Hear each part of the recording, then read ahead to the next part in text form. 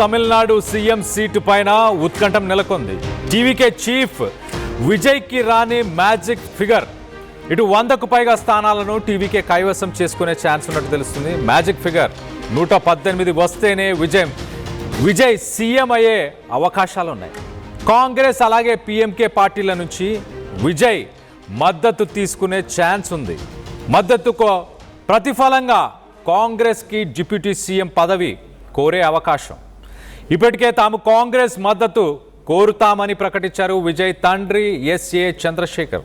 ఆయన చాలా క్లియర్గా డిఎంకే, ఏఐడిఎంకే ఈ ట్రెడిషనల్ ద్రవిడియన్ పార్టీస్ గతంలో ఎప్పుడు నేషనల్ పార్టీస్కి పవర్ని షేర్ చేయలేదు.